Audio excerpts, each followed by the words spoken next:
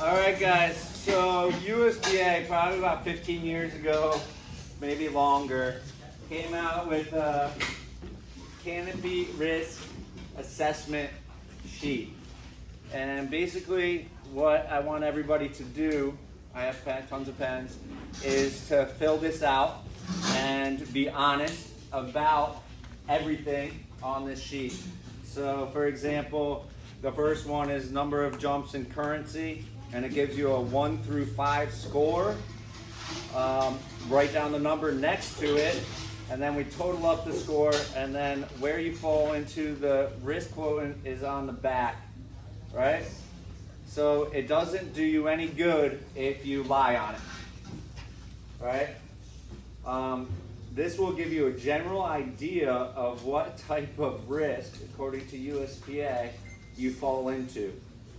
The reason why we're doing this and why this is important is because of all the fatalities and injuries that happen. I'd probably say about 90% of them are due to flying parachutes. I don't know if that stat is correct. Maybe Brandon could let me know if that's off, but people are killing themselves and hurting themselves under perfectly good wings. So it's important to know where you fall into this risk assessment, and then maybe assess your skill set and your decision making based on the findings that you find. Skydive City is an interesting place in regards to the skydiving world. There's a few other drop zones like us. It's very transient. We have people come from all over the world to skydive here. It is absolutely impossible for myself or any of our other S&TAs to police every single person that walks through this door, right? So as an organization and as the society that we're in, self-policing becomes very important. It's really on you guys to not try to be the cool kid, to get on the cool kid that's downsizing too quickly, that's gonna kill himself or possibly other people by flying a wing that he's not ready for, and self-police. I need your help, Derek needs your help, Richard, the other S&TA, we all need your help trying to keep each other safe. It's super important to me. It's something that I'm very passionate about, and I'm working on ways to vet people that walk through the door so I can do a better job of keeping you guys safe, but I need help. I really do. So be honest with yourself and be honest with me when you're filling this out, and let's get that done. And then once it's all done, I'll thumb through them, and we'll make some conversation about it, asking questions, analyzing situations, and then we'll get into the downsizing talk. All right? Is it cool? All right. Getting training from a coach and practicing on a target or course regularly. You're staying current and enjoying your Canopy performance, maybe making lots of different types of landings and approaches. You're good with accuracy on that canopy and practice with a target on almost every jump. You're keeping your canopy skills and equipment in the comfortable range. That allows you to explore new avenues in freefall, like larger freefall groups or DZs at higher elevations. Being in the comfortable zone might reduce the risk of exploring more aggressive canopy maneuvers if that's the direction you want to take. Blair, read the average, please. Average risk. If you're on the high side of the score for this group, you might be jumping fairly conservative gear, but without a lot of training, as long as you don't get into a difficult situation, you might be okay, but you can never count on that. Be especially careful when you travel, and you should probably put off that decision to downsize for a while until you get with a coach and make some more jumps. You might earn a high average risk score if you're very experienced and well trained on a small wing, but not too current, or not too current on a certain DZ, or with your current canopy. Be careful until you regain your edge with more experience and training. If you find yourself uncurrent a lot, you might want to upsize a little. High risk.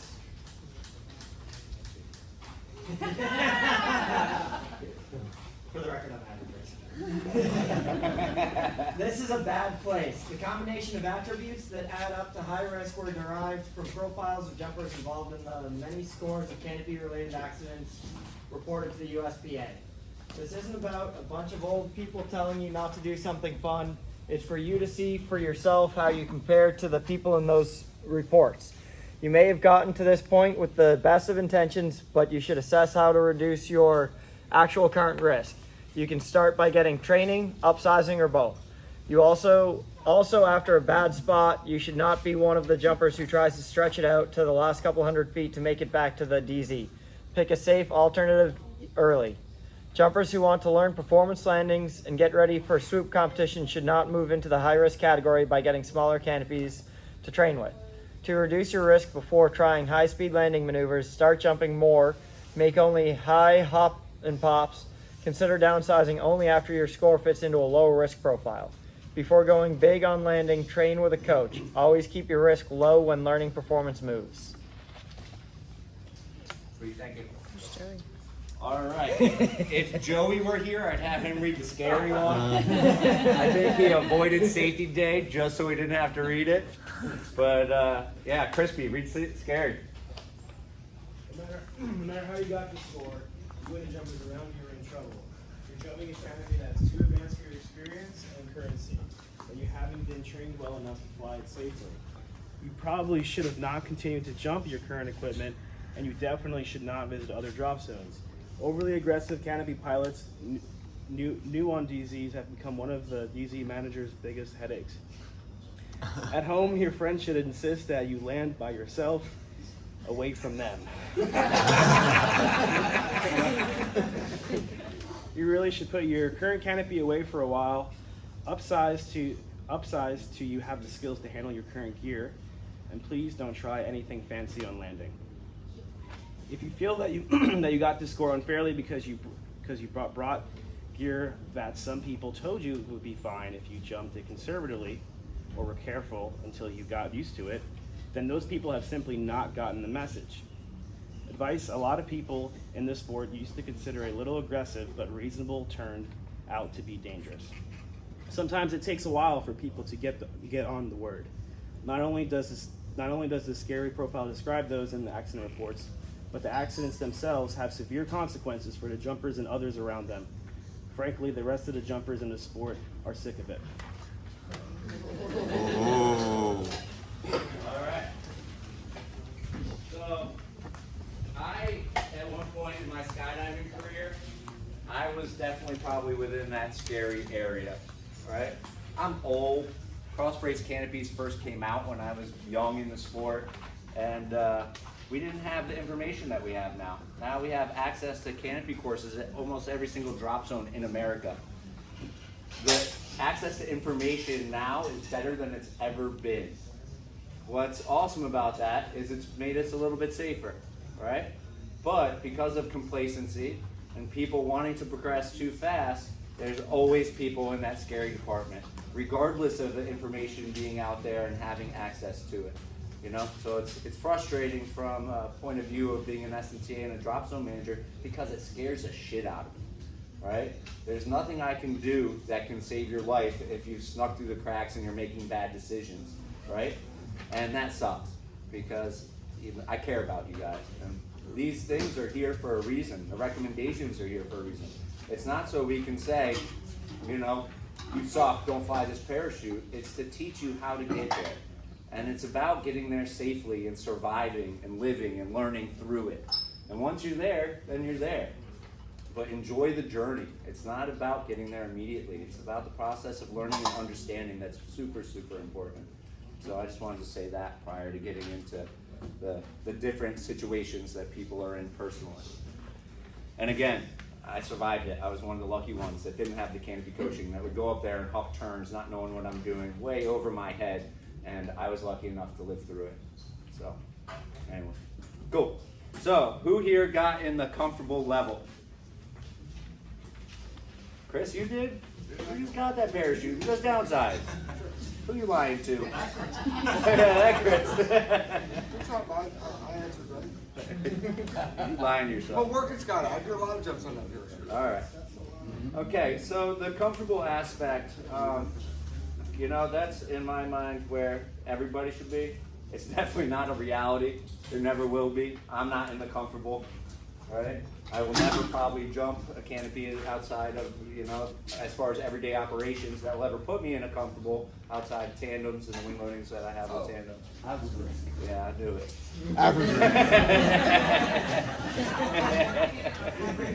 I knew it. So, I mean, skydiving is a dangerous sport that we can do safely, you know, and every jump is different. Yeah, so we have a demo coming up this week into Lori's house, and I'll probably end up taking a student rig rather than jumping my 79 in there. So it's about assessing the situation as well. Who is in the average risk? This should have the most. Chris is average now. We knew that about you. Cool. Average risk is probably where the majority of people should be, right? Jumping a wing loading that's not too advanced, right? Probably right where you should be is average risk. What are you jumping?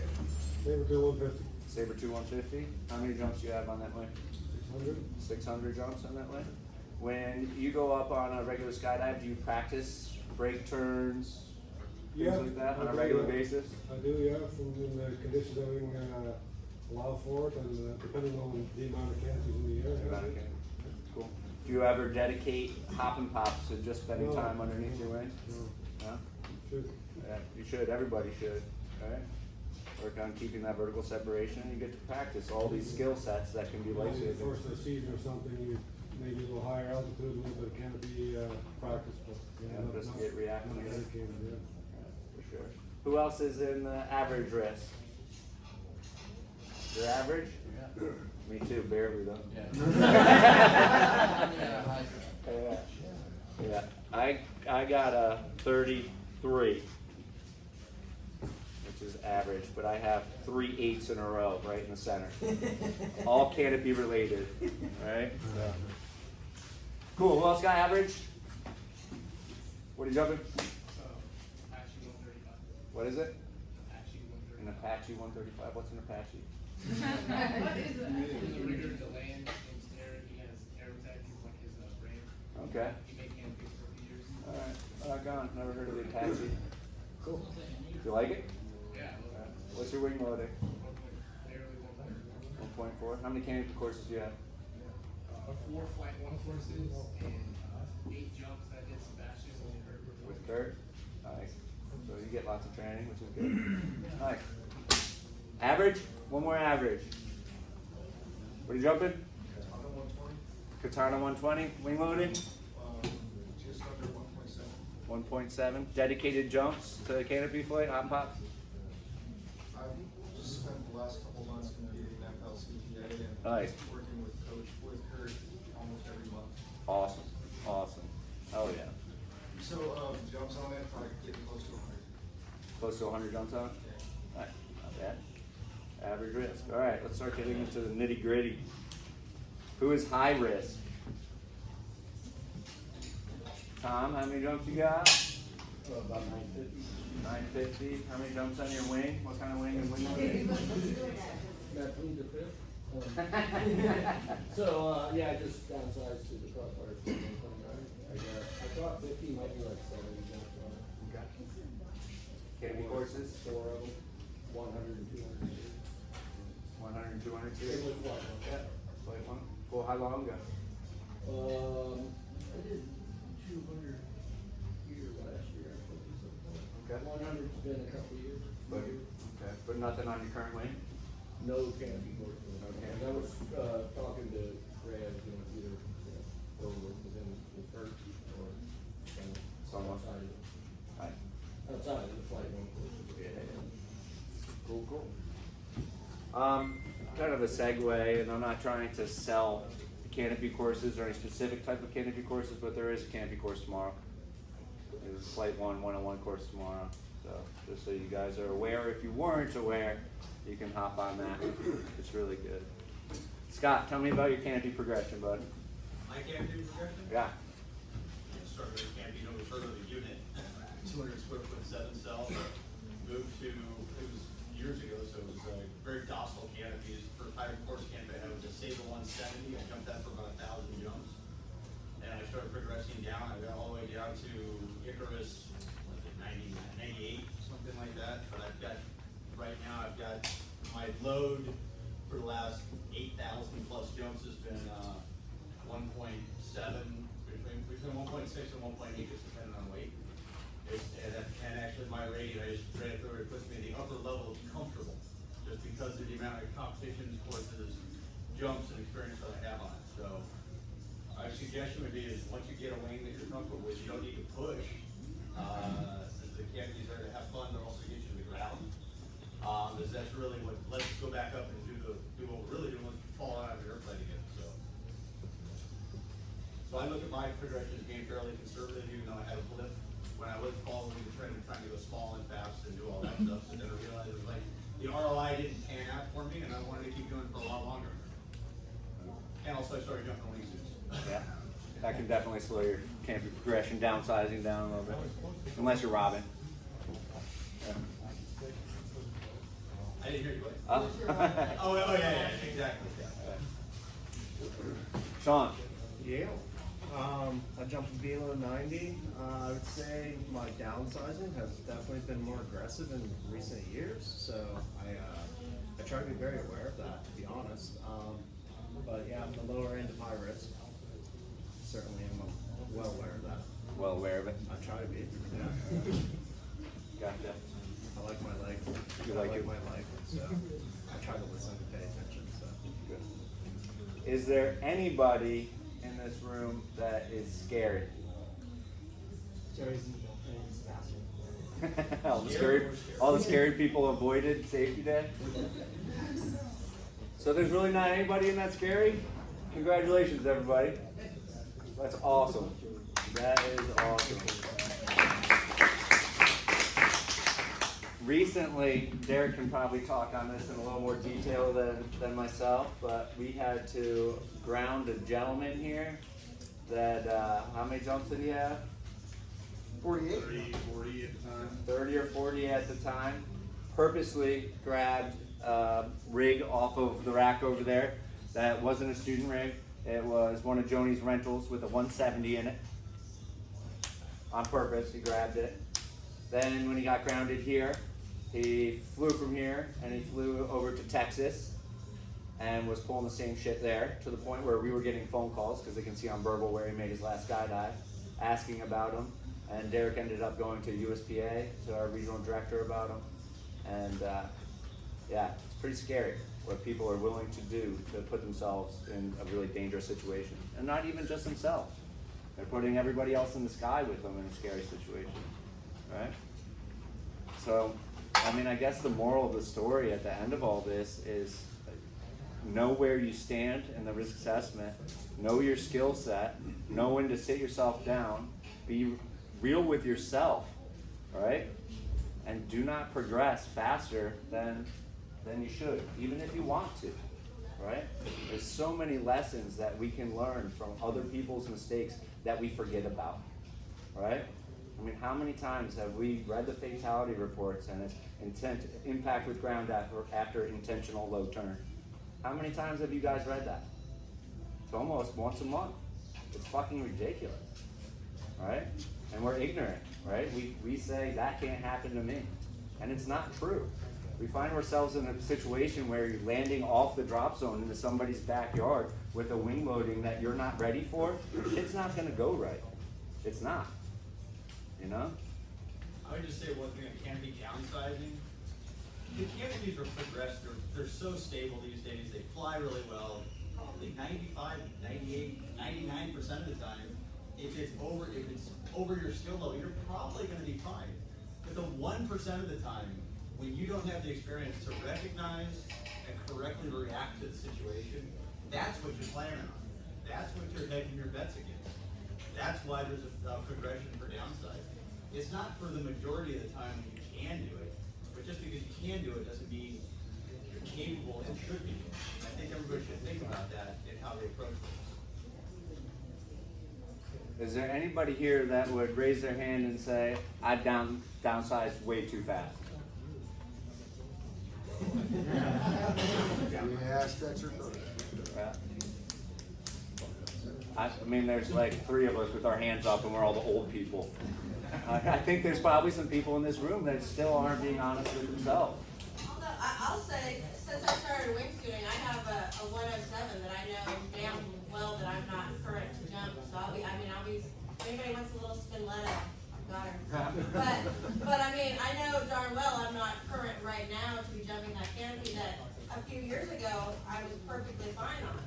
So just because at one point you were current to jump it, if the situation has changed, you've got to think about what your situation is now and if you're still current to be on whatever the wing you're wanting to fly is. Because I know that I'm not current on it.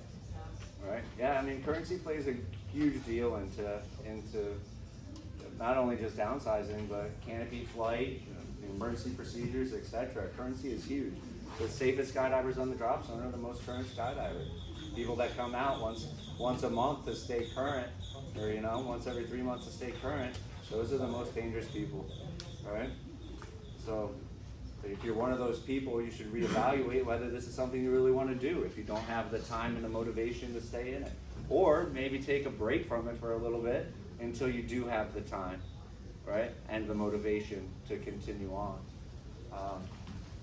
Yeah, guys. Again, I mean, I can't stress enough how much this stuff means to me, and how important you all are to me. And I'm sick of burying friends. I really am. So it's good that you're honest with yourselves. I'm glad we don't have anybody in the scary compartment in the room. But they are out there, guys. And again, it's up to us as a society to police ourselves and police each other.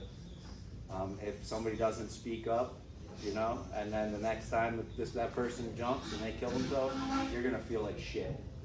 Or better, worse yet, they do a turn and they hit somebody underneath them, right? Now we have 2 dead skydivers because of a canopy collision, right?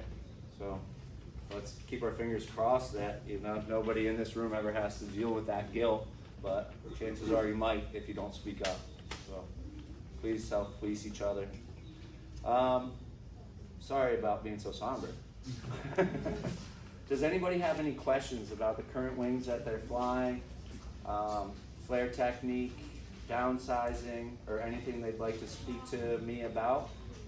Before I go do it in an open forum, I also want to say that I am available. Obviously, you guys see me running around like a chicken with my head cut off, but I will always make time for people and sit down with them and talk about their parachute choices, and trying to keep everybody safe. So it doesn't matter how busy I am.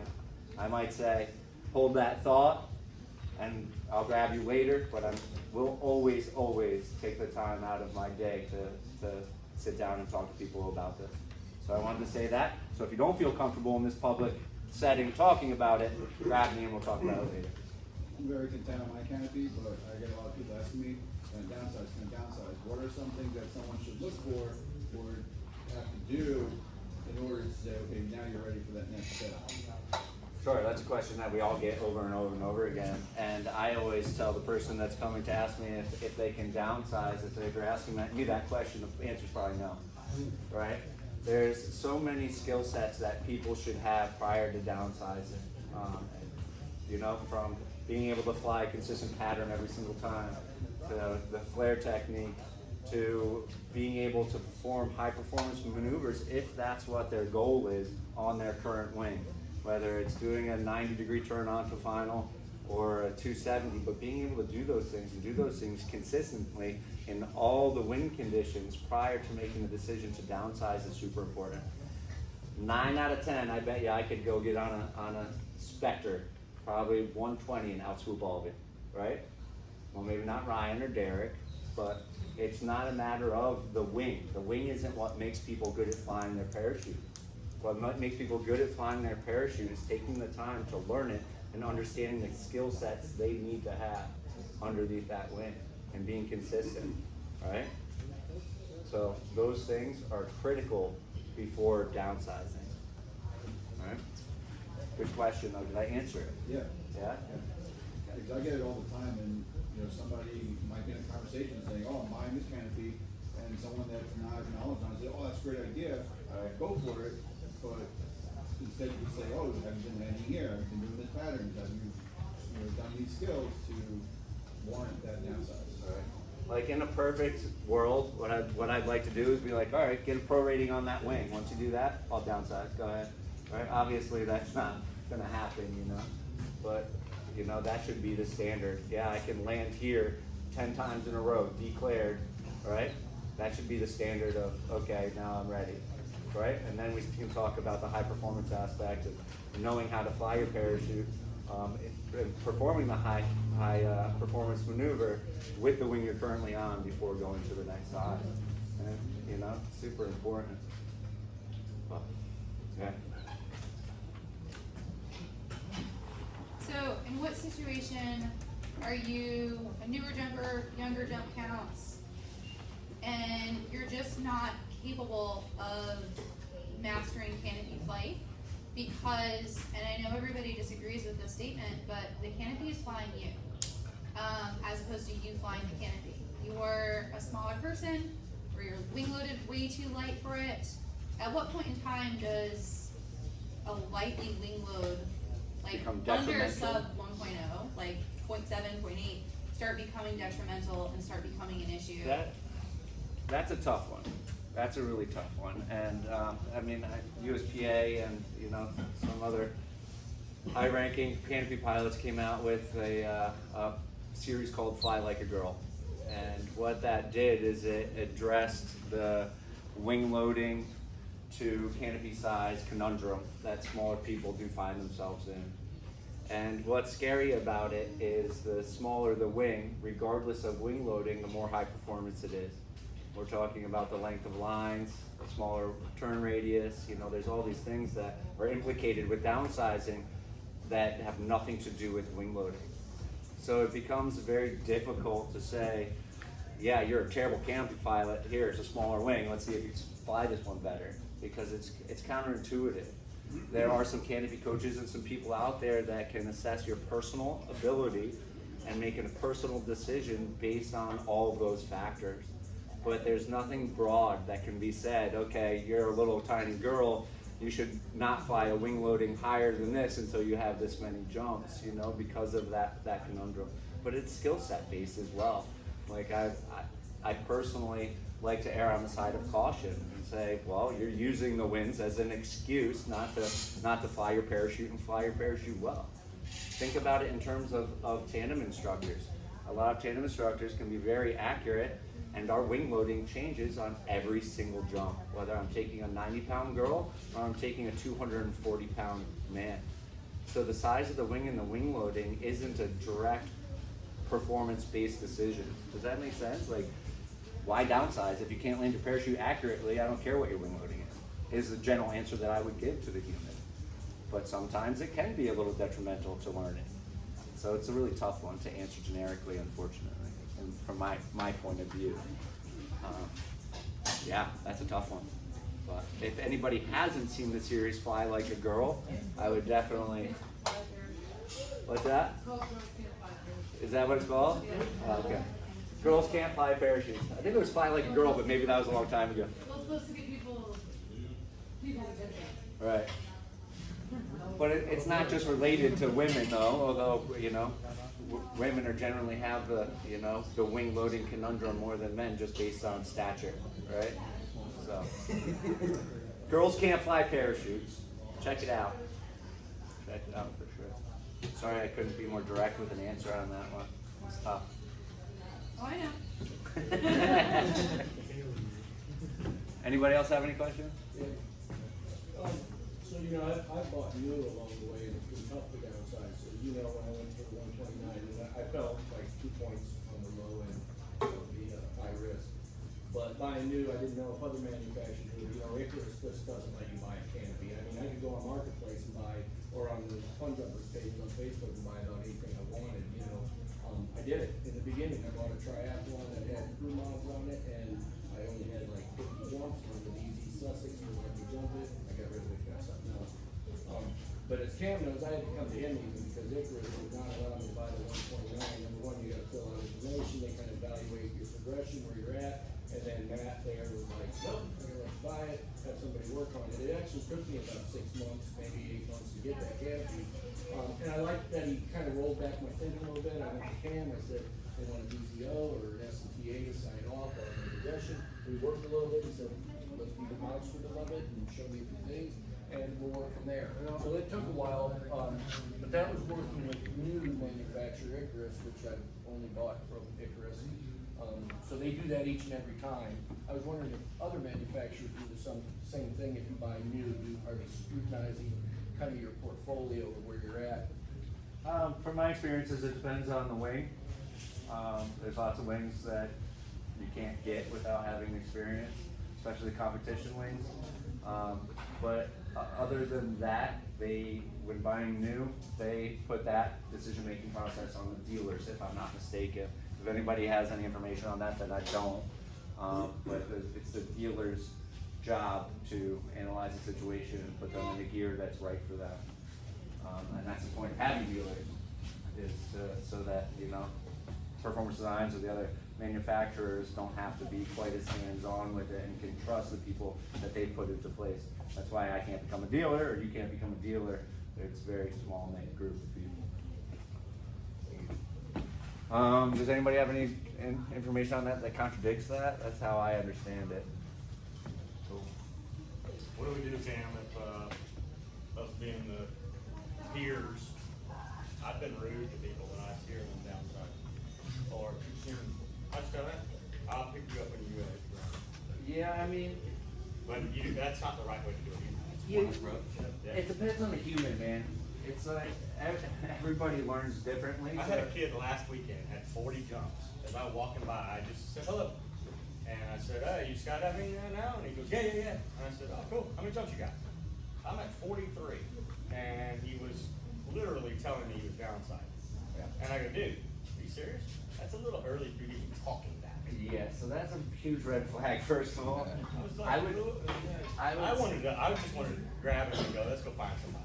Yeah. Go to somebody else. Yeah, I mean, it's tough because it is our job as a society to take care of this stuff, but a lot of people don't want to do it. They don't think it's their place. So they're like, oh, I'm not an STA, I'm not an instructor, it's not my job. It may not be your job to go and talk to that human and grab them by the neck and choke them like we want to do, but it is your job to bring it to the right person and say, this person is doing this, they're being unsafe, they're already talking about downsizing, go have a conversation with them. And absolutely we will, in a heartbeat. So, I mean, the cool part about skydiving is all the information you can get from different places and avenues. Like, the reason why we buy a case of beer at the end of the day when somebody messes up isn't a punishment. It's for camaraderie. So you buy that case of beer and you get there and you get to talk about your mistake so that other people can learn from it, so that they don't make it. And also you get to get information from different avenues in the sport and different ideas. Sometimes it's good ideas. Sometimes the worst ideas in the world come from your peers at the bonfire pit. And being able to figure out the difference and understanding what's a good idea and what's a bad idea is critical. And if you ever have a question on should I be downsizing, 90% of the time, if you have to ask yourself, am I ready? You're not ready, right? So please, if you ever have any questions, that somebody told you some information that you have a question about, come and grab myself, one of the other SMTAs, one of the instructors, seek us out. I was told this at the bonfire pit. And if the person starts laughing at you, that's probably a good indication that it's a terrible idea. Don't do it, all right? But yeah, some of the best information that you'll get is from your peers enjoying that beer after a day of jumping. So that wasn't my way of saying pay your beer fine, by all means. If it's financial or whatever, I understand it. But at least go over there and be like, hey, I fucked up today. Let's talk about it. Because that's what's important about the whole beer rules, and that's why they were there. Not as punishment, but to learn. But yeah, it's a good question. If at any point you don't feel comfortable speaking with somebody about their progression, bring it up to somebody that can. So a bunch of us had a question about it, so I figured I'll let you talk about it. Canopy designs. A bunch of us were asking what our wings count as for like the Sabre 3s. and other wings for low aspect ratio rectangular. I'm sure that's like navigators and stuff like that. Yeah. What falls into rectangular versus elliptical versus high aspect ratio, elliptical, and obviously cross brace we have. Right. And So what Jake, exactly do they mean, like, I couldn't hear you. and like, what exactly do they mean, like elliptical and like fully elliptical? So that's basically shape of the wing. Shape of the wing. So obviously the rectangular canopies, there aren't really even very many of them out there for sale anymore, especially not that people really want to jump. So fully rectangular canopies, obviously the crew canopies are fully rectangular. As far as the lightning and like Sabre ones and triathlons and all the student rigs, you know, those are just big docile square parachutes. The second you get, what's that? Reserves. Reserves, yeah, your reserve is definitely a square parachute. The second we start getting outside of those boxes, the performance increases. Sabre 2s are considered semi-elliptical, but it's still an elliptical wing. Sabre 3s are elliptical, right? Stilettos, obviously elliptical. And do you guys all know what the elliptical shape is? Does anybody not know? The tape. I was gonna say Go ahead. elliptical would refer to an ellipses, which when you're writing is like the parentheses kind of thing, right? So if it's an elliptical wing, it's rounded on the front and the back side, correct? Correct. Yeah, and it's not always just the front or back side. It could be semi-elliptical, which would be the front side, and the back side is square, right? So there's different avenues of what the elliptical means. But to categorize it, basically any wing that's not a student wing or one of the later designs or a specialized parachute is going to be in some sort of elliptical parachute, for sure. Absolutely is. Does that answer your question? And then like a katana or a crossfire 3 would count as the high aspect ratio Yeah. elliptical. Yep. And then obviously cross brace. And then cross bracing. Yep. For sure. Yep. Anything else?